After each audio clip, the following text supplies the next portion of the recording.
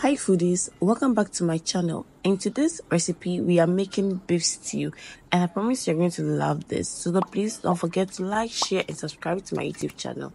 We're going to start off by washing our meat that has been cut. This is beef, and so after washing it, we're going to transfer it into our saucepan, and then we add in our stew base. We can also be used to marinate the beef and add in our favorite spices. I'll leave in the description box the recipe or the link to the recipe of the stew base, as well as the ingredients I use, the spice I use in marinating this beef. After marinating for about an hour, I went ahead to cook it, and this is how tender we found it.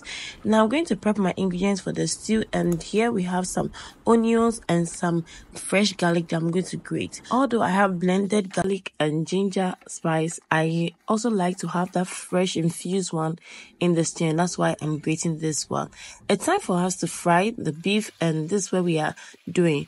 So my purpose here is to get it golden brown, and after I got the other side brown enough, I went ahead to flip it, and this is how beautiful it all turned out. I'm going to set it aside and then start with my stew. Now I'm going to start by frying my onion, and then let's go in with some ginger and garlic paste as well. We'll also go ahead and add in some tomato paste, and then give all of this together a good stir and allow it to simmer on fire for about 5 minutes by covering it.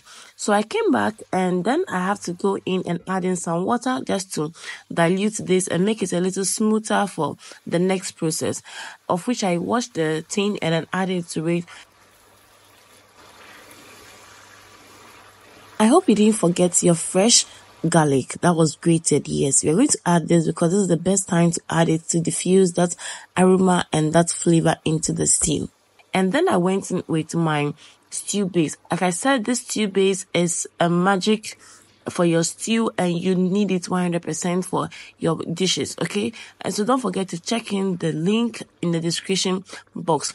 After this process, the next thing we'll do is to stir it and then cover it up to simmer on fire on a very low heat, okay? And so after allowing this to simmer, we'll come back, and this is how everything turned out. It all mixed so well and it looks so beautiful already. Now give this a stir just to avoid it from burning, and then don't forget to go in with some blended tomato paste. Yes, I said blended tomato paste because the stew base had enough pepper in there, and so we just blended just the tomatoes.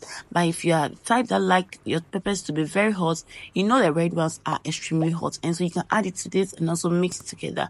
So we'll give all this a good stir. Look at how thick the stew is looking already. This all because of the stew base and as well as the tomatoes, because it was cooked. And you guys, you just have to check my page for all the recipes. Like, you guys will have your similar stew of making.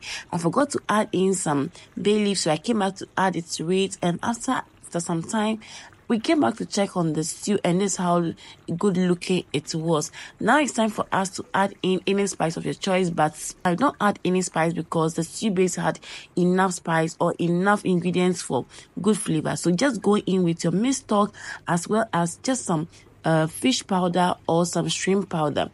That alone is enough. Like I said, the beef stock and the stew base have enough spices in there for you to get your stew at a very good taste, and so don't add too much more, okay?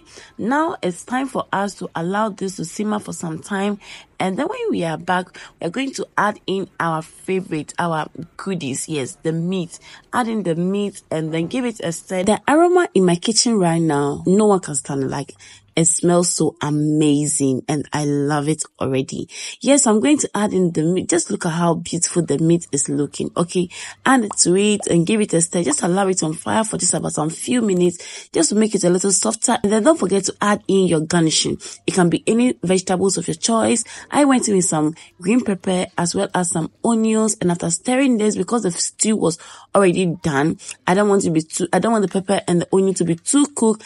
I just allow it for just about less than 5 minutes, and voila, our beef sauce or our beef stew is ready. Just look at how beautiful it looks. It tastes amazing, and you can pair this with your rice, your bangkun, just anything, but rice is the best choice to have it, okay?